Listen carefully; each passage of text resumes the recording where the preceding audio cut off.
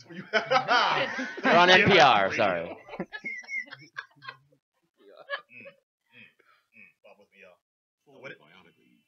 Oh, there we go. There we go. There we go. Okay, all right. Well, that's just a damn shame. Well, I'm saying, what kind of bootleg stuff is this? You know, y'all let me down left and right. Talk about old stars and this. I'm doing it. I'm gonna pause and take it back. I apologize for the outburst. Ladies and gentlemen, welcome to another episode of Geek Down here on WEMF. I am Pat B.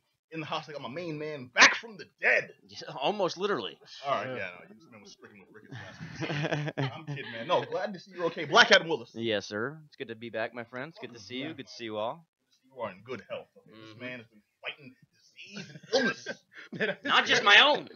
Man, I had a all right, cool, we good. You know, I had a professor say to me, "Hey man, it's good to see you." I'm like, "Yeah, it's good to be seen." He goes, "It's better to be seen to be viewed." And I was just like, "Whoa!"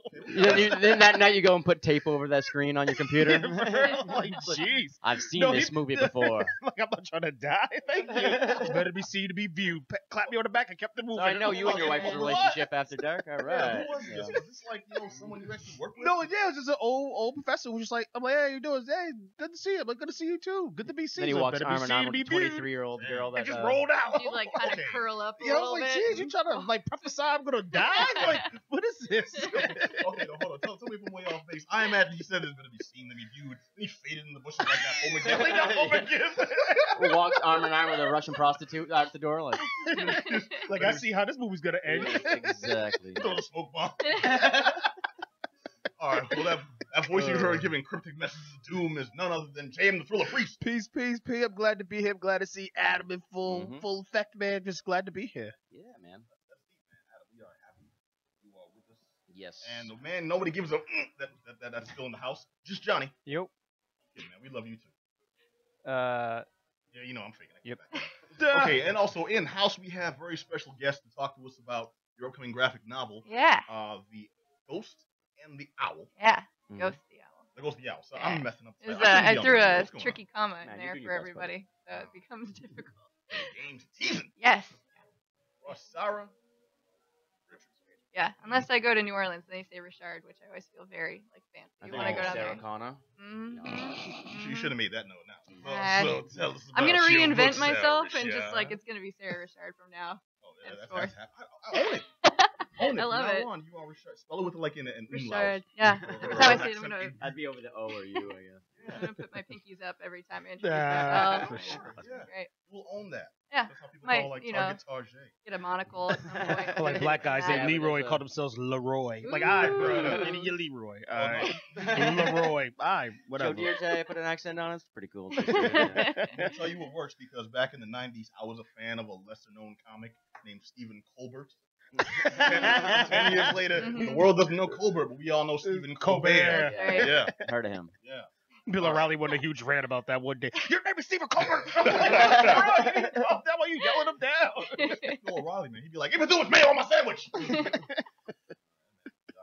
No, we started off on a weird note because, dude, before the show, y'all got me off on a rant on like the On decline of one of my KRS-One favorite rappers. It's one of my favorites, and we just realized Jay and I were at the same show like 10 years ago. And when Yeah, KRS-One was trying to hustle hip hop for his own financial gain. Right, he's the OG, but he's definitely hustled some fans out of their money. It really is. Talking about if you want to give to this cause, this culture we call hip hop, you be ready to give $100 because other than that you're just poaching it. I'm like, He's "Boo, one I old lady just away dropped." from like, do you have a moment to take time to talk about hip hop? You know what I mean? He's one doorstep and knock away Trying from. to sell me a watchtower instead of has a watchtower, it has a place clock on the front. I'm like, come Like on, timeshares for hip hop stuff, yeah. Okay, so it seems that y'all's childhood was ruined on the same night. I apologize, fellas. I know it's Yes. it was a tandem death of innocence. I still listen to him though, man. I'm still a Yeah. little salted. I'm just not going to his shows, but I'm still listening. I can't do it. You know what's messed Really? up? You know how many files I have to like skip on my MP3 player now? I have a picture of me taken by a friend from high school with me making the I got next pose. I remember You know that what I mean? one. Like that with the When he hands stole up. from Positive So, K. Yeah. He stole from Positive K. I'm not gonna lie. That was But- funny too. My beef with him really started not even when he's trying to swindle us for money. It's when he came at Nelly. Like, come on, man, you came at Nelly because Nelly was top at the time. It's like, bro, that's just a cowardly move. And I get it's one of those. It gets one of those like, oh, you know, I'm the OG. I gotta make sure I start some beef with you to make it happen. I'm like, but Nelly though, fam. Yeah. There are a bunch of other people out there. But he went after Nelly. Then he was defending. Was it the sexual assault? Was it? He's a lot of suspect stuff. When Karis went Africa Bambaataa. Yeah, when Karis defended Africa Bambaataa on that. He's like, no big deal. I was like, he was like, well, you know, he's young enough to say it. I'm like, nah, bro, that kid, he was a child, man. Yeah, when he defended Africa Bambaataa on that, that for me, it was like, I'm done with you, homie. You have to. Yeah, it's just like you watch your heroes get ticked off one by one. Yeah. It's like, yo, and Jay, you know my history. I've known this man longer than most people in life. Shit, damn near 20 years at this point. Yeah. Yeah. And you remember the first one to drop off the list was Busta Rhymes, and there was like some hard personal stories there. Busta Rhymes like a year away from MMA fighting, like having a result to that to like make money or something like that. This dude, Timbaland, Dr. Dre. There was no reason. My first show, by the way. And Dave Chappelle now. Why the hell is Dave Chappelle so damn swole? Yo, Dave Chappelle is swole. Seriously, like bro, when it came out, looking like Terry Crews doing comedy. Man. When it came out, Busta Rhymes like threw a protein shake at somebody at a gym and got in a beef like that. I was like, dude, you gotta stop. Yeah, you gotta stop. Like Timbaland almost died. That's why he's swole. I read his book. He was like, yo, I had to get in shape, man, because I was like this close to dying. Like I was huffing and puffing. I was over 300 pounds. He was like, I had to get my life right. That's why Timbaland's swole. I mean, you don't need to be super swole. Plus, he had a crippling pill addiction too. Yeah, for real. Yeah. It's inspiring, man. Got what's her name? This Yo looking like Nicki Minaj now. You seen those pictures? No, I have not. I'm sure. This woman is in her like mid to late 40s. I mean, looking seriously. I always thought Missy was cute. I always thought she was. Exactly, she was cute. Now she's on pictures, and I don't know if it was Photoshop or what, but it's just like you see her from the right angle. The face is like the head is a different shape somehow. That's like mid '90s Oprah. Man, we will not badmouth Oprah on this show. It's not badmouth. We get sniped through those windows. Oprah got connections. Like two guys with suits appear behind me. Seriously, we got ninjas. Oprah shut this whole place down. We see the lights go out. I'm not the first one to make a bad Oprah joke. And if I am, like you get a sack me. Right. You get a sack me. Everyone gets a sack me. People make careers off of that. Subliminal messages. I'm not gonna lie. I'll break my collar out real fast. That was not me. That was not me. The views and opinions of Black Adam not necessarily reflect the rest of the Geek Down. God help us. Yes. All right. So we're talking about Oprah and Busta Rhymes. The one who's like really, really quiet. It's just Johnny. Yeah, what's up? No, there's no more hardcore hip hop aficionado. I'm Johnny. Practicing my ninja skills in case Oprah wants to hire me. Yeah, seriously. All right, no. I had to spotlight you, my man, because we're gonna kick off the first review with you. Yes. You, sir, got a taste of Neonwall. Neonwall. It is a wall of neon lights everywhere, and you got 3 balls because you were playing too close to that nuclear power plant. I was gonna make it. That was too, but you got that. And they're each colored red, green, and blue, and you have these 2 guns, and you shoot your balls with your guns to change their colors, and yeah, you gonna shoot your balls? I'm like, yeah. Classy shit. Have fun with it. I heard the game stuff. Yeah, just like the Hateful Eight, right? Huh. Gotcha. All right. So I just watched that movie recently. It was spectacular. Beautiful soundtrack, though. Beautiful score.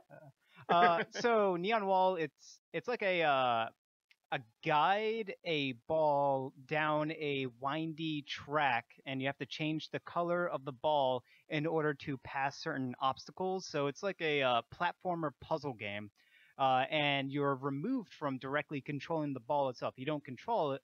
You're essentially the 2 analog sticks are controlling the 2 guns on your left and right hand side. So you're sort of dual wielding these guns at the same time, and you're aiming them either at certain obstacles or at the ball itself in order to change the color of the ball to bypass certain obstacles, or to obliterate certain colored obstacles using the color of that obstacle in order to allow the ball to pass through or not pass through. So it's like an entire game made up of that first pre-level level of Bionic Commando. I haven't played that. I'm sorry, what? Okay, this has been Johnny's last appearance on the Geek Down. Thank you. I've No. Bionic Commando, but I don't remember there being any like color-based mechanics. Yeah, before you started any level after I think level 3, you had to find the transmitter in each set of level, which each collection of stages, because that's how you would progress in the game. See, you had to find the blue transmitter so you could knock down the blue wall. Yeah, that just sounds like Legend of the Hidden Temple for me. So like that's well, pretty okay, rad. no, the silver monkey's always. I wasn't skilled enough to get that far into that game, so apologies. Purple snake. Oh, they were the joke team. No, Johnny. Real question though, because I thought this looked a lot like Marble Madness. You said that is not. No, it's definitely not Marble Madness. You're not rotating or tilting the environment itself, or trying to tilt and angle the ball to sort of go down a particular direction. It's not about guiding or controlling the ball either directly or 1 degree of separation indirectly. It's like many degrees of separation. You're looking at the ball as it's going, and it's always going to go. It always has this momentum. It's always going to move forward, and the only way for you to control it is with the gun changing its color. So the track, it's kind of like you had me for a minute there. It's like, okay, so this entire game is based around fondling and manipulating your balls, and I was like, I'm there, I'm in. This is like, you know, so progressive. But now you threw a gun in there. I missed this part.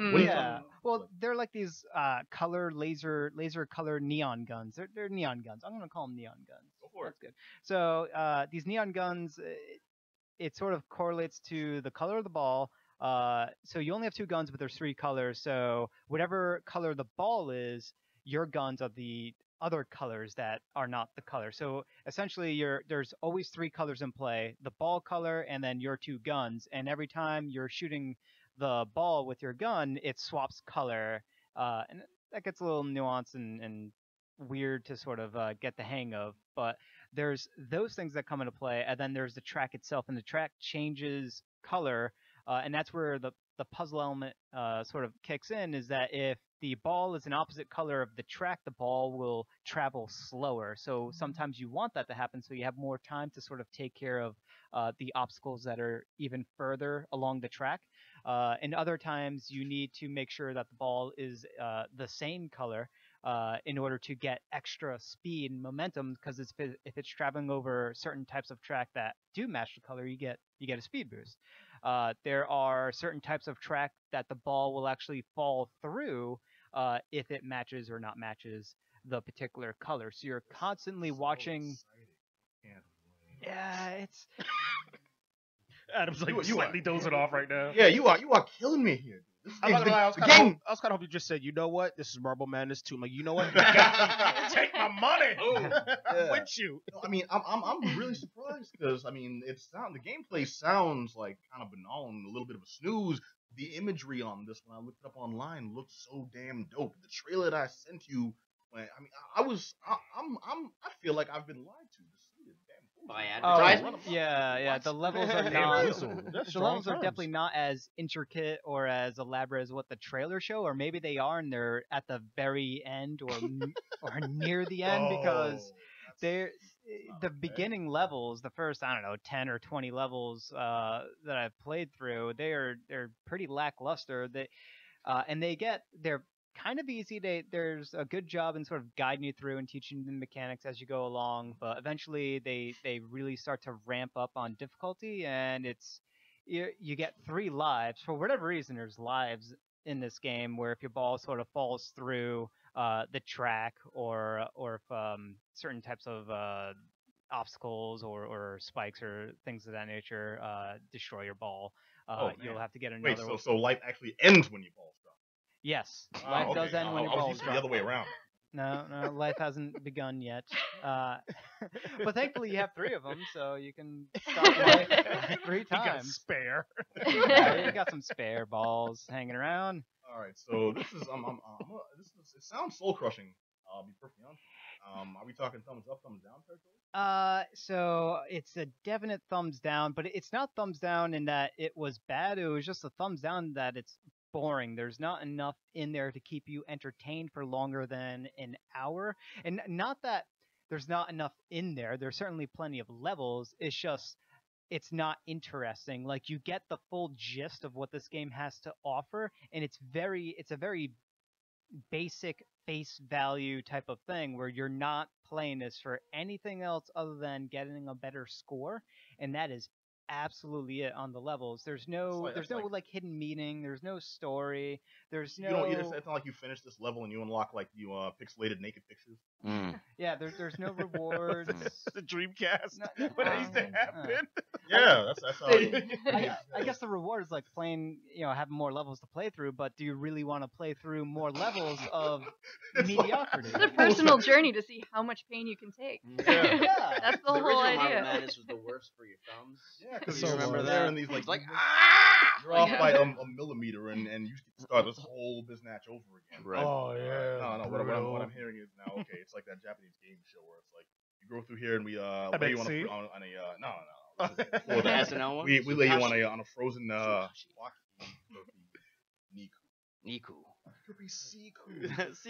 No. It's like they put you on a frozen pool and like hit you with like ice cold water. Then you have to drink like bowls and bowls of soup while the thing keeps hitting you in the bladder. And then they like put you in this animal cages with a hole in them, and you have to like stay there as the thing pulls you slowly through while like lions and stuff are reaching down. So, and at the end of it all, you win bus fare home. So It sounds like this game is the equivalent. It sounds like the boarding process for a United flight. Oh, there you go. Yeah. Topical. Yeah. Well, the cost of a United ticket is now you can sacrifice your dog. That's right. That's right. But you still get the lion.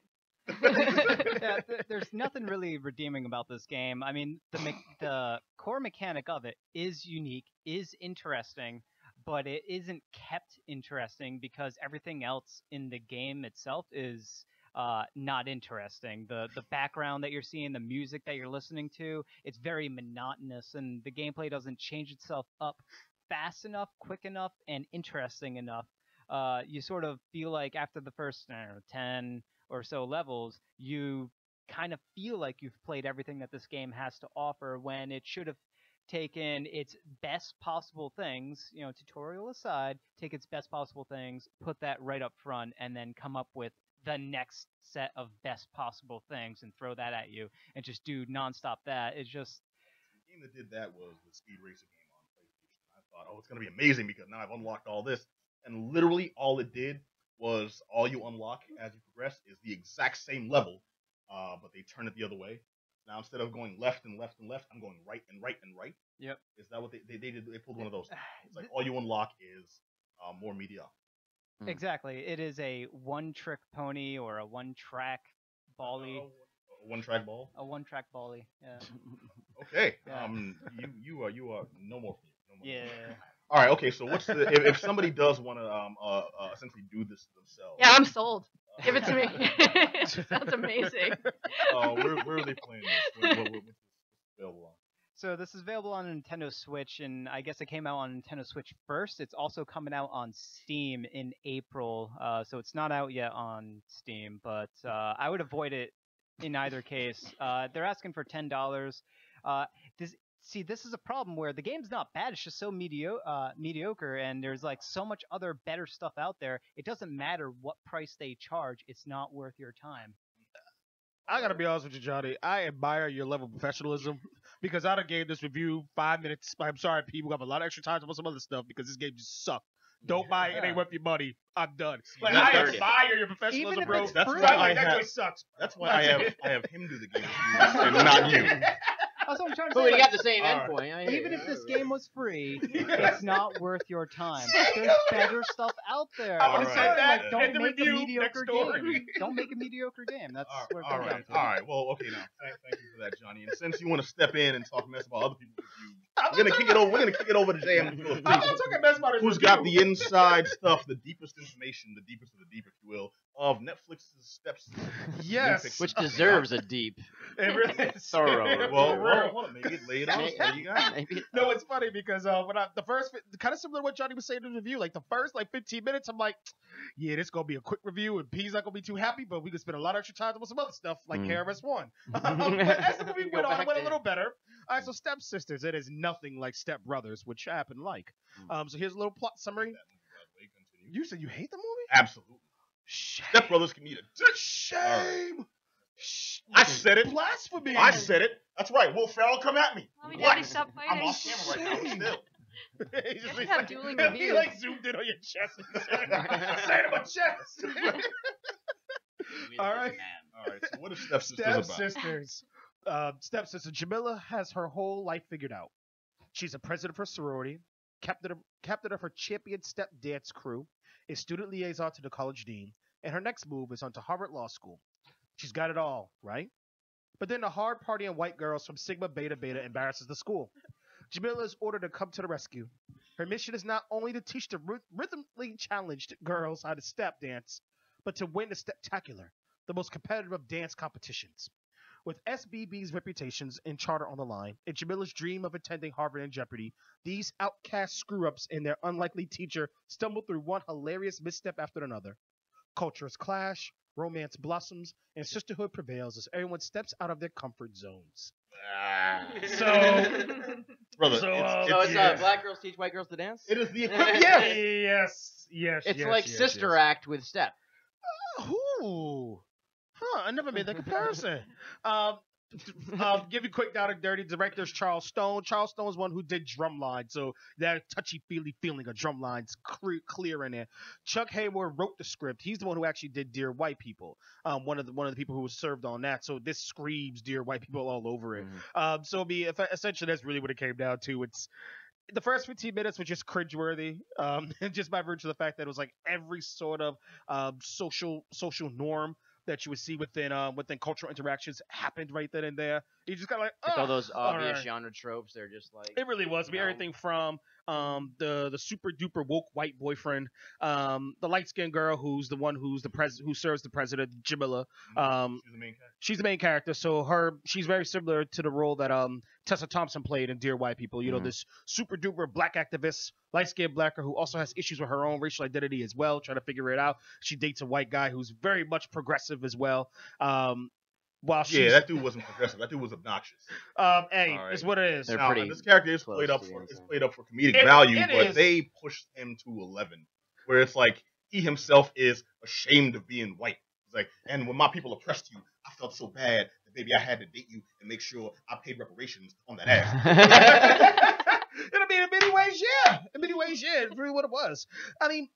The issue with this movie is that it ran the possibility of just being cultural appropriation. It ran the possibility of being Bring It On all over again, just with stepping, or any other of those movies where you see white folks dancing with hip hop beats and all that sort of stuff in the background. Compton won in Bring It On though. So. Yes, they did. Just saying. The black team did win on this one too. Spoiler, kind of, sort of, but you'll check it out. It's kind of, sort of. But I think the one thing about this movie that's redeeming is that it knows what it is. It knows that it's doing that, and it really trying to focus on the relationships and cultural connectivity is what it is. The step is really, for the most part, just a device to get them there. So to see Jamila struggle with the issues in her old sorority of her being a legacy in that organization, a legacy meaning that her mother went through the organization beforehand. So her mother's also her sorority sister. So for her to be the chapter president and a stepmaster, if you will, of this organization, this black sorority, and now she's being tasked to teach this white sorority how to step. Issues of cultural appropriation is there. Are you betraying black step by teaching white folks how to do it? That sort of thing that she's struggling with. And there's just so many issues of race and culture that are in there. There's a black girl who's tiptoe around it, or does it? No. It's in your face a lot of times. Does it treat it fairly? It's in your face. It treats it fairly, but there's no answer. The answer is there really isn't. Okay, I agree with you there. There is no answer, but I did notice that they tried to give you an answer. They were just really weak about it. Because at the end of this picture, there is a pseudo speech, and somebody does come to the decision of, someone does come to the decision after they got.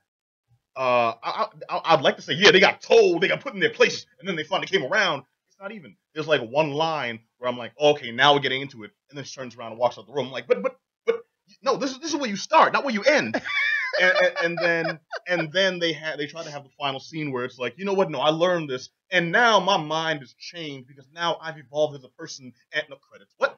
whoa, no, we didn't actually get to see the transformation. It's just kind of like this happened, this happened, this happened, and like end. It's like they gave you the Cliff's Notes of like of racial harmony forming. Yeah, pretty much. And that to me felt like not necessarily a disservice because I actually liked this movie I think more than you did because I wasn't expecting it to be any kind of like serious picture. I was expecting it to be kind of like a loose, weird comedy.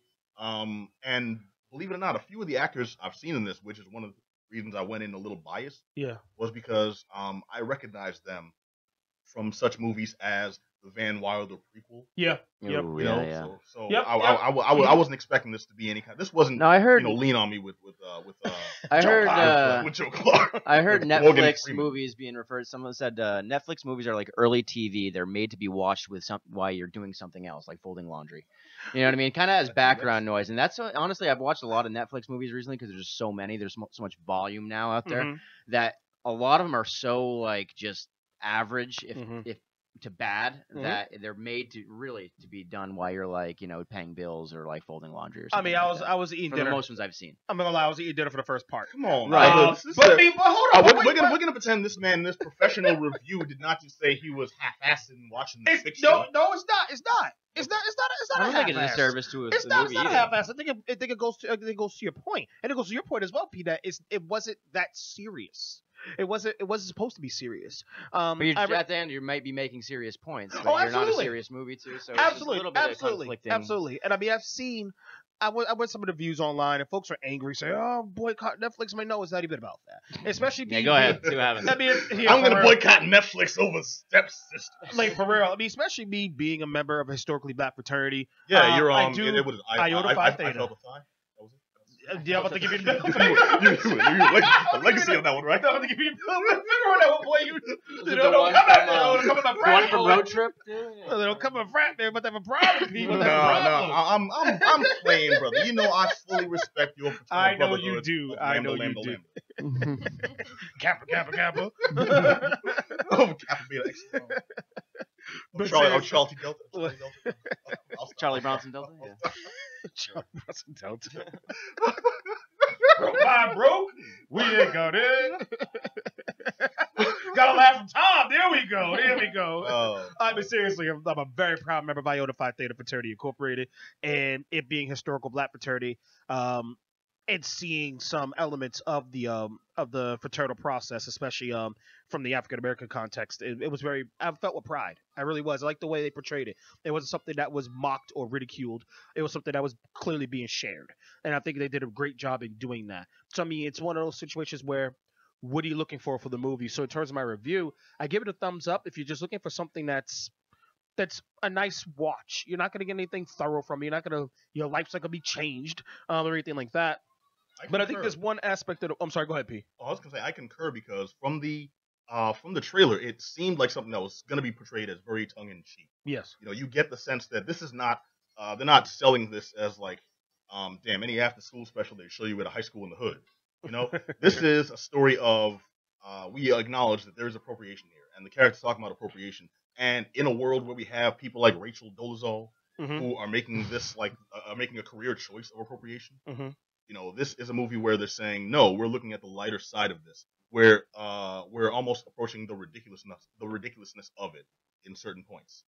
And I thought that it wasn't done as, for lack of a better term, as coonish as I thought it might be. I expected that they would either go really, really left with like the dumb comedy and lose any kind of smart points. I'm not saying this was a completely intelligent movie, but I'm saying at the very least, they didn't disrespect the audience. Couldn't find a better term. I mean, I guess it depends. I mean, it depends what lack of a better term. This guy for a Nick. No. I mean, I think it depends on what the audience is. I mean, who is your audience? Would I have watched this if you haven't put this on the assignment? Probably not. But I mean, it was good for what it was. It definitely good for what it was. I mean, first I want to give definitely a couple shout outs to me. What's her name? London Smith. Amazing job. She played the lead antagonist, if you will. I think she did an amazing job in her role. Was very happy with her performance. She's a name that you don't really recognize, but if anyone's seen that '70s show, she was Stephen Hyde's sister in the later seasons. Okay. Oh, there you go. Cool. The Tori Naughton. I mean, folks should know her by now, and she did a great job. She's one who gave like that speech at the end. But I mean, I think the one who was supposedly had her mind changed, and it was just like, okay, now let me tell you about racial harmony. and I guess they're trying to do a lot in this movie. They're taking on so many issues, very much like Dear White People did. Dear White People took on so many issues in their movie. I mean, things from gender identity and racial harmony and that whole sort of thing was in Dear White People. You can see a lot of that same stuff in this movie as well. So I mean, like I say, take Dear White People, take Drumline.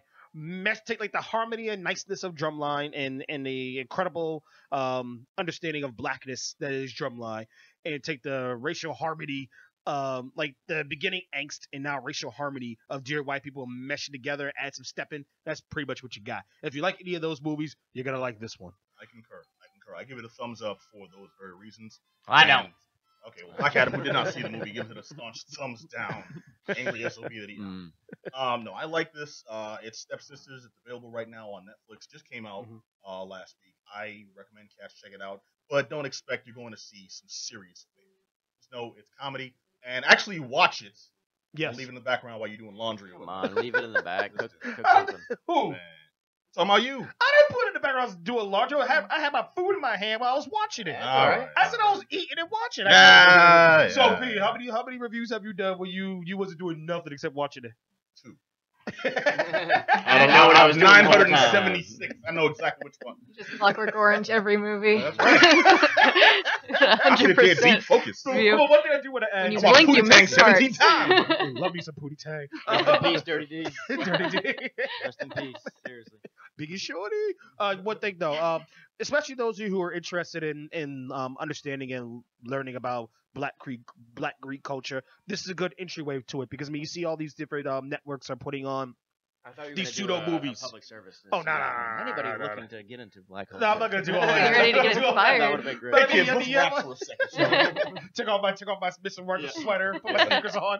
No, because I mean the TV media is flooded with all this stuff. I mean you got the Quad, that's all BET. And you have a bunch of other pseudo fraternity sorority shows that are on MTV. They're just flooded with it. A lot of it shows like the negative aspect of it. This shows a really nice sort of blend, if you will. So I'm saying if you're interested in something like that, definitely check it out.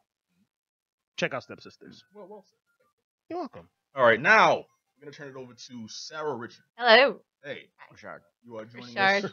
Oh, sorry. You're ruining my branding. Yes. All right, Sarah Richard. Let me get my monocle first. All I'm gonna grow a curly mustache by the time this is all done. Get that pinky up. 2 of them. Oh man. Sorry, we can get you a sniff through a brand. Yeah, Not yeah. drink, just keep going like this. I'll forgive it for now. All right, so you are joining us to talk about your new graphic novel. Yeah. It is called The Ghost, the Owl. Owl. Yeah. I actually got to check this out too, and I will say first of all, you are the illustrator and the artwork is gorgeous. Thank Beautiful. you. Thanks. Beautiful. Thanks so much, you Mhm. guys. Hey. Sweet. All right, so give us the spiel. What Yeah. what's the Ghost and the Owl about? So the Ghost and the Owl, or the Ghost and the Owl. I'm already God ruining. dang it. I know. I know. did that to you. I'm Nah, sorry. It's all right. I'm sorry. We'll blame just Johnny. Yeah. Sorry. I did it by watching him.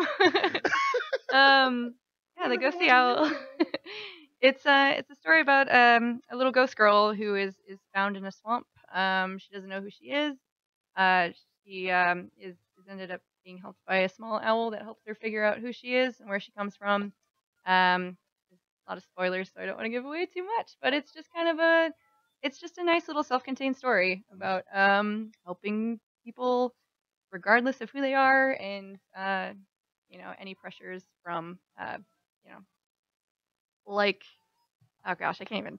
Any pressures from society. Right, telling pressures you. from their own societies. Yes. Yeah, totally. So I did get that too. The overall message is it's important to help people, and you never know what the background of anyone's situation is, Mhm. where Right, they can exactly. benefit from you. Hey, actually, Jay, do you still wear that cross that lets people know you're a friend of?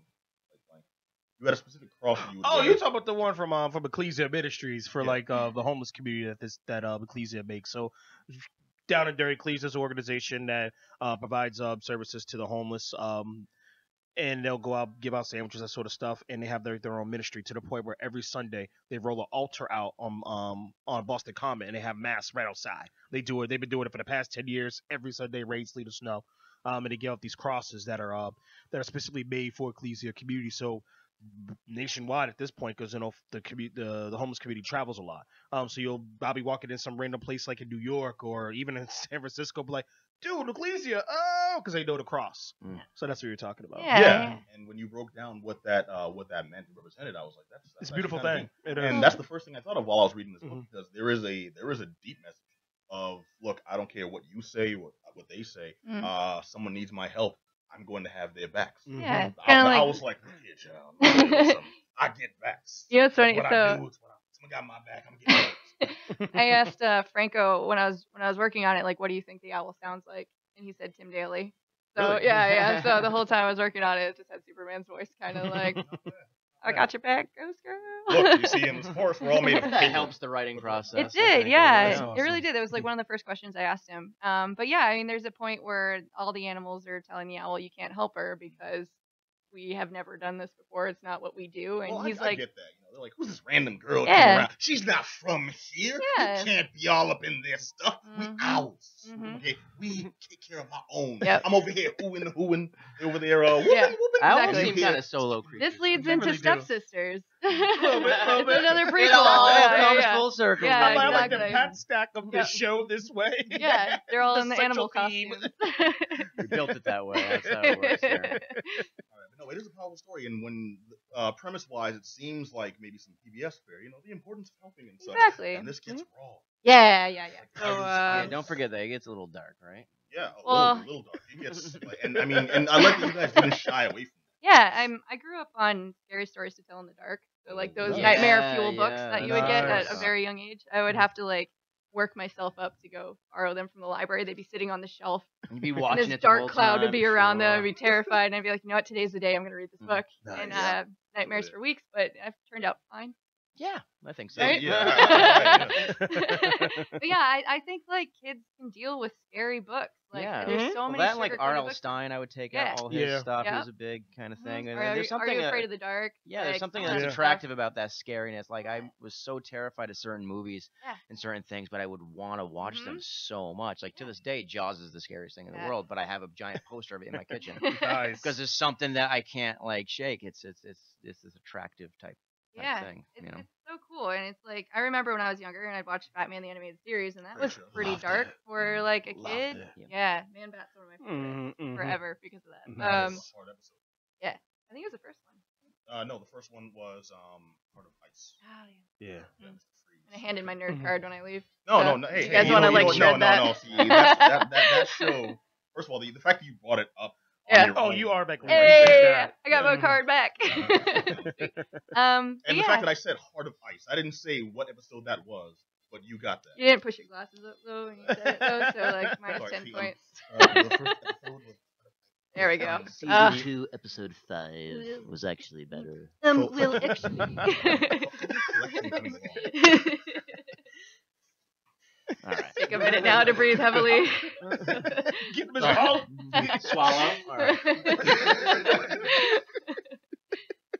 Yeah, so I wanted to add a little bit of a scary part at the end because I just want to eventually, maybe do some more kids' books where it kind of goes back to the scary stories to tell in the dark. That's like awesome. scary stuff, like how, they used to let kids' books be instead of just sugar coated. Like spooky, but yeah. not like scarring them, you know what I mean? I But, mean, like, intriguing. borderline yeah. scarring, you Yeah. know? Like- Pushing them to the level where, Yeah. I might have a nightmare or Yeah, two, there's but a not. few images from scary stories to tell in the dark of like feet coming down from the ceiling. That if I those am all, in like squiggly lines yeah. and Oh stuff. yeah, like drippy, Which just is- gross. Like, yeah. and that's like one of the parts in the book that I really studied, like how to get like gross, kind of drippy.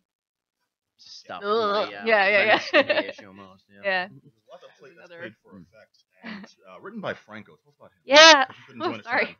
Get so excited. Franco's amazing. Yeah, Franco Orlani. He, I think that's how you say your name. Sorry, Franco. This is your co-creator, mind you. I know. I just always call him Franco. But yeah, so Franco's awesome. Me and him go to a bunch of conventions, and like last year, whenever we started this, the idea for this book, he asked me, what I wanted to do a book about because I want to work with you, Nice. and I told him I liked ghosts and owls, And there you go. That's awesome. And That's so a random history. leap right Sometimes there. that's Yeah. all you need, though. And it Yeah, is. for real. It's cool. And there's actually I like classic cars and dialectical materialism. let's do this. We're making a book. We can make it happen. The cars, something. Yeah. So Franco's awesome. He works on he's part of Aya Comics. He's worked on Tiny Titans, Itty Bitty Hellboy, Green Lantern. He's Eisner. Oh no! At the ring, This ring that's glaring me right in the face right now totally illustrates that point. His crotch glows when you turn the lights on. Thought you really like circles and Circles and lines. Circles and lines. I respect it. I'm an artist. Shapes are cool. All right, so I'll see myself out. Like, I don't even know who Jon Stewart is. Yeah. You be a Daily Show guy? Yeah, so Franco's awesome. So it's been awesome working with him. He was very open to letting me kind of, explore the imagery, and he just kind of wrote an outline that was super rad. So I was really inspired by his writing, and I had a blast. So Nice. Give him a quick shout out. Hey, Franco. hi, Franco. Hey. Franco. That kind of stuff. All right, so now the book isn't available yet. It's coming out when? Right. So the release date is April 25th. Nice. If you want to pre-order it from your local comic shop, which I'm trying to push as much as possible, the final order cutoff, the FOC, is April 2nd. You can also order it on Amazon, but it won't get to you till like May 9th. So, but then I'll also have them with me at conventions. I do a ton of convention appearances, so I will definitely be schlepping lots of books with me. That's awesome. But it's awesome. It's a hardcover for $10. Like it's Wow. pretty rad. Word. Action Lab put it out. Good for real. They're pretty rad. So yeah. And not to gas you, the artwork was amazing. Thanks. You actually bought some to show. Mhm. Yeah. I'm got trying this to guy see. back You got one up here, right? So Yeah. unfortunately, people listening, but Yeah, so Hey, you so better you go want- on our mini outlets. there you go. on twitch.tv/thegeekdown. Trying to hold it up as YouTube. much as possible. But yeah, all my work is hand painted. So the whole book is paintings. I use acrylic paint mostly on illustration board. So there's 48 pages of hand painted. Some Page. quality stuff. Yeah. It was drawn with care. It was, and tears and blood, and but it took me There's about one eight. drop of blood. Oh my God, Yeah, It's a exactly. little random Yeah, there. yeah, totally. That's how you know you're a real artist. I just want to be cloned when somebody finds these, like years Yeah. in the future. Bring it back like Jurassic Park. Exactly. My favorite movie. That's the only way I want to come back. Yeah. I Yeah. want to somehow Seriously. be in a piece of amber, Yep. on the end of In a park where people cane walk by an around old me. guy. Well, finds a way. But yeah. Have 'em over here, leave 'em in the corner. There's an exposed nipple here, and I don't feel comfortable anymore. Too Jeff Do the Goldblum. laugh. You've gone full Jeff Goldblum. Ah. But Well, that is- I need that Oh, pop toy. it's a- Oh it's yeah, a Jeff weird laugh Goldblum from, is my spirit animal. I carry him with that's me that's in my awkward spirit toughest, animal to darkest have. hours. Oh, 9 feet tall and Movie gangly. Goldblum did called Vibes. You ever watch that movie? I know of it. I'm pretty sure I saw some of it. Where it's just like there's all these like psychics and stuff. Not to digress too much, No, but like he, No, he- we're off he- on a Goldblum family. No, that's That's fine. allowed. He can touch anything and know exactly where it's been and what it's done. Yes, so I like, they're can't sitting remember there that. like giving him stuff, and he takes this knife, and he's like, "Oh my God, somebody was murdered with this." He's like, "They had sex on this table a half hour ago." It's just like it's weird stuff like that. So I people could suggest just look watching at it that and be movie, like, though. "It I looks think, like people Cindy had sex Walker on that should table an see it. hour ago." And he rides home and a Yeah. cab drops a pen, touches the floor, Yeah. and then like passes out. Well, no, it works because there's Jeff Goldblum is a cameo in the book as well. Really? No, he's not. He- He's Like a behind one of the full-body deer. spread, I'll take an acrylic Yeah. painting. I'll, No, there's commission one you to animal do that looks like a man in a suit, and it's Jeff Goldblum. Bluish. He's a small frog on a leaf. I think he should have been a fly, but it's alright. Oh, I missed Maybe. that one. Yeah. It's all good. Hey, you can always do the sequel. Yes, you Yeah, can. that's true. The Return of The ghost, the owl, This the time it's Goldblum. That actually scared the hell out of me when I was a kid. The Oh. fly. Oh The man. freaking Oh fly. yeah, when he scared the vomited hell out. out of me. Rumblefly, yeah. Yeah, buddy. Oh, that's gross. Let's just remember Jeff Goldblum from Earth Girls. Oh. And Jim Carrey and Damon Wayans. From all Yes, that, yes. It sounds like such a great cast for such an awful, awful movie. yeah. I remember that movie distinctly when I was a kid watching Yeah. it.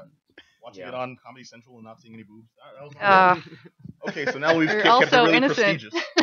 All right, so we want to tell our listeners where they can find more of your work. Mhm. Sure. So Sarah, Sara, Richard.com. Spelled spelled like Richard. Spelled like Richard. Yeah, that's got links to like my Facebook, Twitter, Tumblr, Instagram. I post a lot of like work in progress of stuff that I'm working on. I work on My Little Pony too, so if you're a brony out there, you'll see little sneak peeks of covers I'm working on, mostly on Instagram.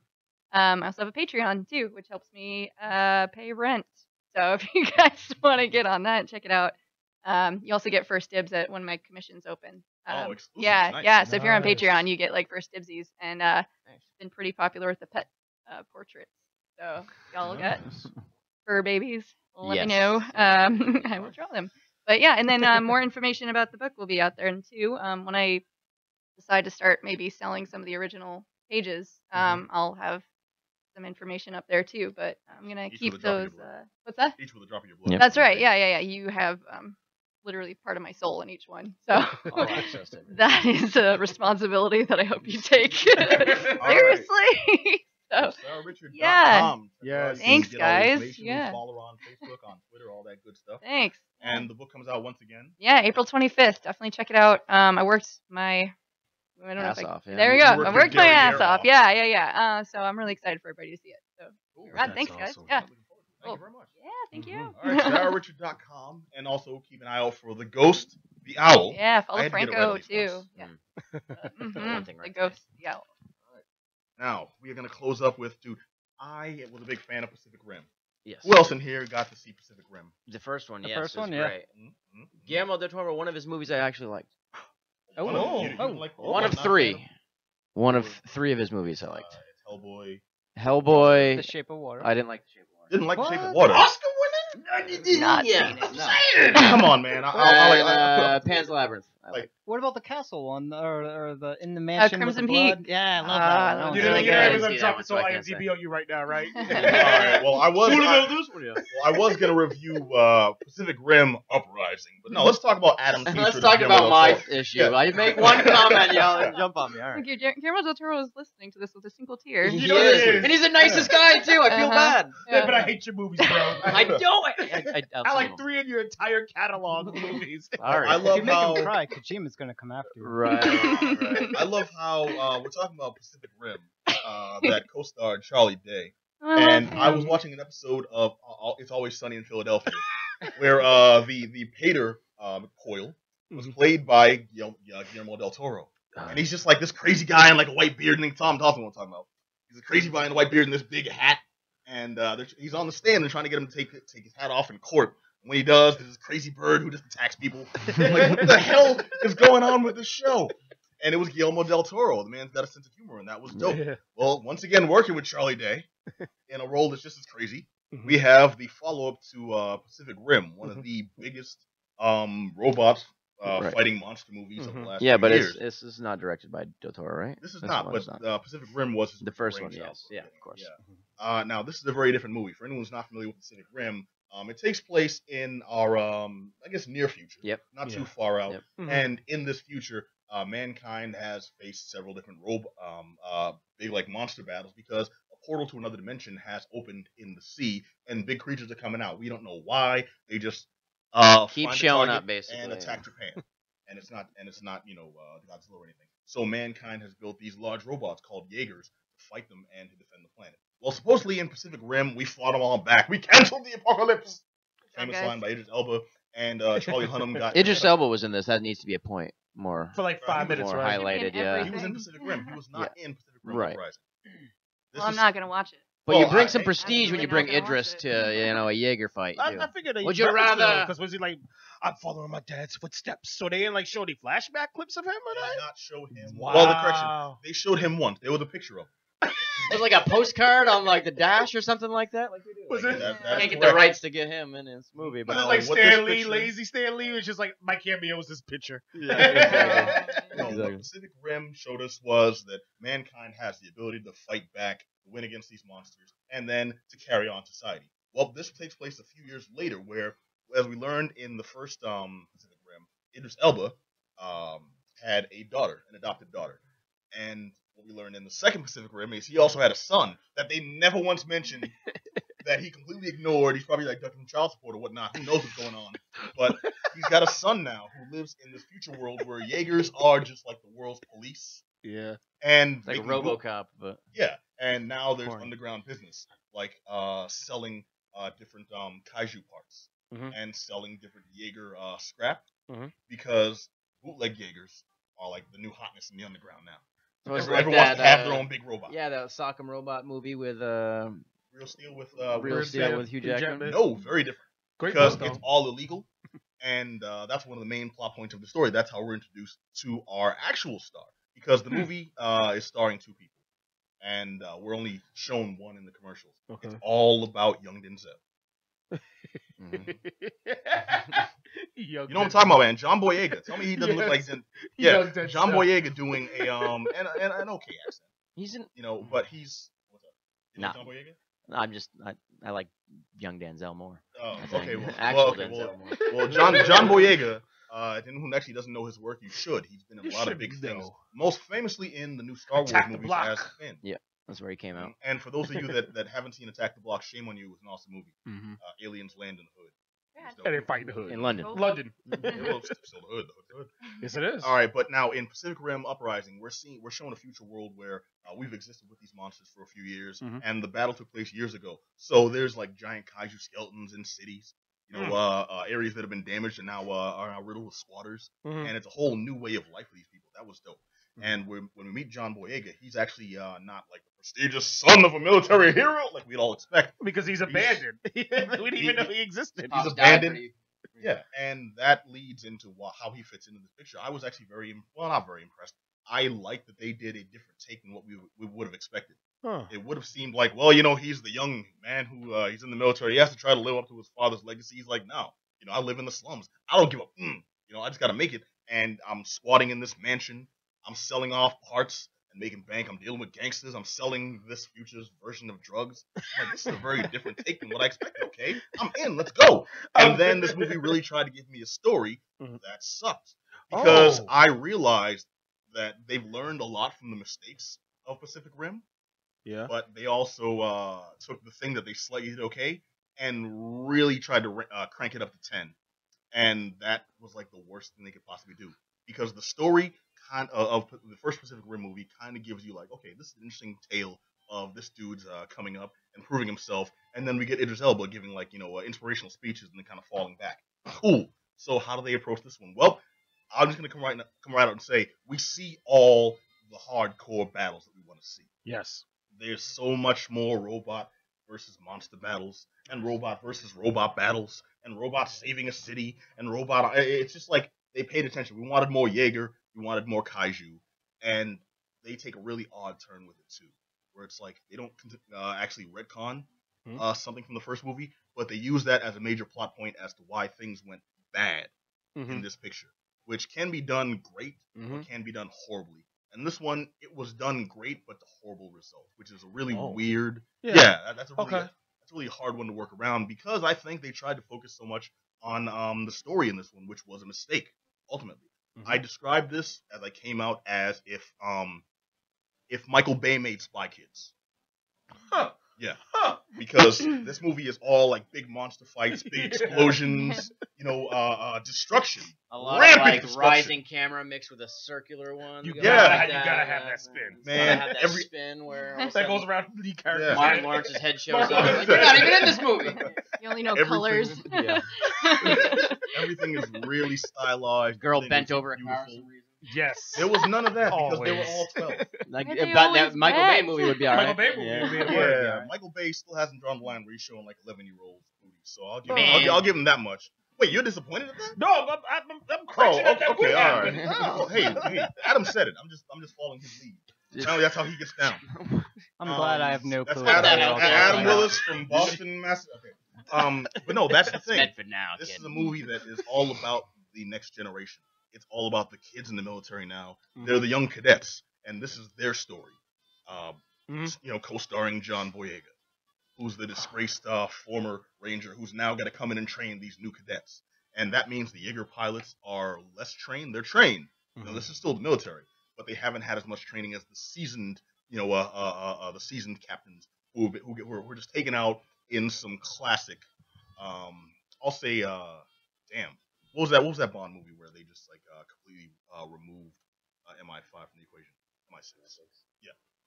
Well, anyways, everyone gets completely just blown away, and now it's up to the young kids to save the day, which was a not that interesting take, but at the very least they tried. I definitely say they tried because when you get the story out of the way, the story was garbage. The story was the worst part of this. I mean, I can't even sugarcoat it, man. It's just like we know what we came to see. This is like going into. It's like I went to watch The Matrix and they gave me The English Patient. Oh, no. You know, it's like we're focusing on this really long, drawn-out story, and we're gonna focus on how interesting these characters are. I like the English patient. I like the Matrix. Forget y'all. Go ahead. Well, no, what I'm Wearing getting the at, thimble. what I'm getting at is no one's going to the Matrix to find out, like, you know, how Neo's elementary school experience was. I am. You are? I am. I want to know everything. But go ahead, I feel Pete. like you watched that movie wrong. There's a brother. fan fiction right there All right, being well, formed. It's like you went to the Matrix and you got the Matrix 2. It's like you went to the Matrix and your favorite one was Revolutions. Was it bad? But go ahead. After all the battles, and the battles are dope. The destruction is just awesome. There's like, you know, moves and techniques being employed. That part was cool, and they really like emphasized that. There's a good like 40 minutes of this movie that's like solid battle. They knew that's what we wanted to see. The problem is it's about an hour and a half movie. That 40 minutes is supplemented by another like 50 minutes of just like the most ridiculous and pointless story you could possibly cram into this, and it looked like something that would have been on Nickelodeon if it didn't have like, you know, some death and cussing every few minutes. Channel stuff. No. Budget was there. All right. The budget was there. The acting was there. It's just the script that wasn't there. What about Showtime? Like Showtime worthy? They need at least one more butt cheek for that. Yeah. Do you think if they put Neonwall interspersed between the fighting, it'd be any better? I don't know, because I thought Neonwall looked amazing, but apparently the gameplay was garbage. Well, from hearing from this has got the budget, so it looks good. But So at least it looked good. It looked yeah. great. The bones are bad. Yeah. I'll tell you I'm what, kind of harping on the points. What I'll get at is this is not the movie if you want to see the continuation of the inspiration and progression of man and how things got better after Pacific Rim. This isn't about the glory of Idris Elba's son, Pendergrass, like building up a new legacy. This is just a story of some dumb kids getting in big robots, and then they fight it out for like a this solid half follows hour. like a long line of sequels made with not the original director that are like, it's already suspect when you see that. If the original guys aren't coming back, you're like, this is a cash grab. Something was popular. Let's not do that. Hold on. Aliens? Yeah, there's maybe one or two exceptions, but I'm saying the majority, like Jaws Jaws 2 was garbage, right? I'll say in recent years, I agree with you in recent years. I mean, we could debate all day about previous years, but definitely recent years, it's been that. It's been cash grabs all the way over. Like you said, original directors are signing on. You may even see the original cast like, because I'm wondering if Boyega jumped on this because he's still trying to ride on the heat or ride on the wave of Star Wars. So his name's just constantly going. So I mean, I ain't mad at him. Of course, wouldn't you? I do the same thing. I'm like, I don't he think didn't sell needs Star to Wars, jump but on his name is this. still there. I think they came to him, right? They He's the probably big did man. it. He's probably like, you know what? Let's roll with it. Let me keep my name floating. Yeah, so exactly. the next movie he got can add more money, keep that profile up to to the next Star Wars drop. Out this piece. You know what I mean? Well, no, like seriously, like you could run that risk. You could do like a movie or something like that. No. Dig this. The other main co-star Ranger in this picture is someone I really can't hate on, even though I probably have every right to. Is oh come on, I just had his name. He's a Clint Eastwood, Scott Eastwood. Scott Eastwood, who is an actor, a legacy actor, who has not lived up to his father's. How is that possible to live up to that, and not even the namesake, but another human being? Well, he's tried, and that's the thing. His most famous role to date, at least from my point of view, is that guy that was behind the Suicide Squad gang throughout the whole movie and no one remembers. Yes! Because he was in Suicide Squad, yeah. And he was in the Fast and Furious movie. Yeah, he led a military squadron. What's his name? I don't know. Officer number 3 was his name. And he is Clint Eastwood's son. He is the number 2 Ranger in this picture. And you know what? You don't hate him. He's supposed to be like the jerk who comes in, he's like, got a pop collar. You'll never be anything, Pendergrass. You're not like your father. And move on. But no, he's not that guy. He's a guy who he does have beef, but he acknowledges, well, this is military. This is war. This is my brother in arms. Yeah, he's not a great guy, but you know what I'm saying? I got to have his back just like I need him to have mine. And that comes through, which I do respect. But I'll tell you one thing, Jay, that yawn is correct. That is the correct reaction. Because at the end of the day, when it's not on the monster fights, this movie was a snooze. And I blame the script. I hate to be really hard on it because believe it or not, after all that, I actually give it a thumbs up. What? Yes, I give it a thumbs What a up twist. because at the end of the day, I didn't go into this looking for the story. You know, I went into this looking for the monster battles. And that You're doesn't trying mean- to tell me there's 50 minutes of dialogue. You're willing to give up 50 minutes of your life for this dialogue for those 40 minutes of just action. Yes. Like, and you're willing to sacrifice that. I have a Yes, game there's that a- you would love to play. It's called Neonwall. You it get to looks play around with great. some balls. There's a lesson here somewhere. There really is. No, dig this, because it's Pacific Rim, and the only thing we really wanted to see was some solid battles. And every battle in the first Pacific Rim took place at night. You're like, I know some dope stuff is happening, but I can only see about like 20% of it. And I want to see like moves, I want to see techniques, I want to see that sword again, I want to see him do some badass stuff. And that's where all the effort in this picture went, to showing us the most badass fights they could. They're fighting on different terrains, and they're practicing different methods. The only fight that was bad it wasn't even the entire fight, it was just like the last big desperation move, which I thought was, are you serious? That's some bull. But the fact that that's a 1 minute scene versus another 39 minutes of like actually really dope fighting, robot battles, all well lit in daytime. They made a point of making sure you could actually see everything that happened. There wasn't crazy amounts of rain and storm No, everywhere. there was none of that. Everything was like on like bright sunny days. They made sure the weather was right. There we go. Above every animator's desk was Michael Bay, and they just had a big line through it. Like, not today, Michael Bay. So that's the only thing that saved this, and even that is a very thin margin. But it did earn the thumbs up because I wasn't going in this for like a deep story or like solid acting. And it I talked mess about the story, but John Boyega is trying. You know, he's I mean, how much money trying. he's getting paid to try? That's Yes, so sad. you know, he's trying and he's a good actor. Scott Eastwood, this isn't gonna be the one that's gonna It's not the one? Yeah. that's gonna make him This is recognizable. Pale Rider, huh? No, all right. This is not Jesus. Scott. This is not Scott So Eastwood. do you think he's gonna get bumped up to sidekick this time? He's gonna get bumped back down to like guard number No, 4. no. In There, the Raid remake, you know. no, there is a sidekick and a young girl who's technically the real star of this, even though they gave her nothing to work with. I had her name up here, but I lost the page real quick. So I'm gonna see if I can bring it up real quick because John Boyega is the main star. They brought back Jing Chan. She is the mechanic. She has a big scene in this, and you're like, wait, who's that? Yeah, so it's just like She didn't have any Charlie. exposition. Yeah, Charlie Day comes back, and doggone it, Kaylee Speen, who is I guess a relative newcomer to this type of series. Okay. And they tried to make her like the new hotness, but honestly, it's just the script is inconsequential. Hey man, we They got had Pacific the Rim nerve. 3 we gotta worry about, man. Gotta worry about episode 3. Exactly, they had This the is a setup audacity. for everything later on. That's gonna be But way that better. was ridiculous because after all this, they're like, okay, so it's finally over. Nope. Nope. And it's done in just a stupid way. Did the hand come out the water? No. Oh my god! No. It's like the movie ends. They start the credits. Then in the most like tacked on post credit scene. This is post credit. It's like the credits start playing, and then it's almost like, oh wait. John Boyega like runs it off screen. Oh, I almost forgot. Oh my god. It's part 3. And he says a line. That's hilarious. He says a line like, so it's like, oh sorry, I was in the bathroom. Was the movie still going? Okay, I gotta say this thing. And it's just like it seemed like an afterthought, but they definitely alluded to a part 3 and tried to make it a badass scene. But I'm like, look, I just came here for some robot fighting. You all are like pushing it as it is, but it's Pacific Rim Uprising. Believe it or not, I give it a thumbs up, specifically for the robot battles. This is like every I can't episode trust of anything that every happens episode anymore of the here. Power Rangers you watch. It's like if Power Rangers, the TV show, had an Avengers budget. Yeah, it's That called would a be- bad movie. They made a Power Rangers movie with a budget. Yeah. It didn't have I an legit Avengers cried budget, did during it? Power Rangers. Right. Yeah, Like, when the nothing Blue Ranger happened. got it. No. When they had what the opening scene was in Power Rangers, the TV show, Yeah. but in all of its CG budget glory, I was on a plane Oh yeah, I saw that. crying next to a guy who was watching Warhorse crying.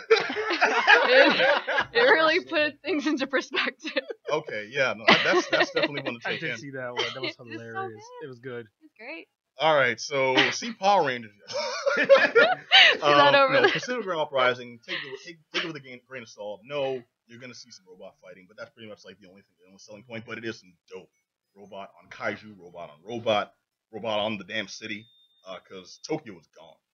Tokyo, Hong Kong, every city. Like, that who's they- moving to the cities after though? Seriously, I love how they're like, well, you know, we evacuated the cities. They tried to pull that whole Avengers thing, but you're seeing bodies fall out of like buildings and skyscrapers. You're seeing things get stepped on, people get stepped on, like giant tracks of helipad land on folks, people flying into the ocean. Well, when they clean it up, they're like, nothing bad can ever happen again. Of course And not. they all move back in, and There's then one it's your like next there's one movie. like really tough scene that's supposed to be like gut wrenching, where you actually see someone lose their family by like getting stepped on by one of these giant robots, or one of these giant monsters, and instead you just laugh.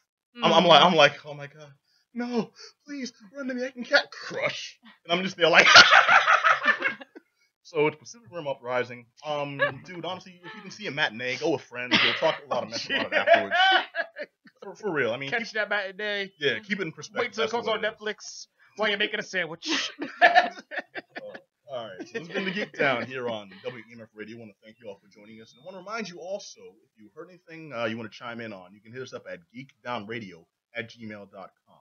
Also, if you can go to the website at geek-down.com. All the links to social media there, all the links to our past archives and stuff is there. All the connections and links to our guests will also be on the page. So hit us up at geekdownradio@gmail.com. Or hopefully you were listening and watching, but if you weren't, you can watch us every week at twitch.tv/thegeekdown. We're also on YouTube. You can find us on Facebook, on Twitter, on Instagram. Track us all over the biznatch. Hear us on SoundCloud. We are all over the internet, my friend. Respect. And while you're at it, please go to sarahrichard.com. Sarah Richard. Sarah Richard. Monocle mustache. And check out The Ghost, the Owl. We got there. All right, so I want to thank you for joining us. Thank you so much.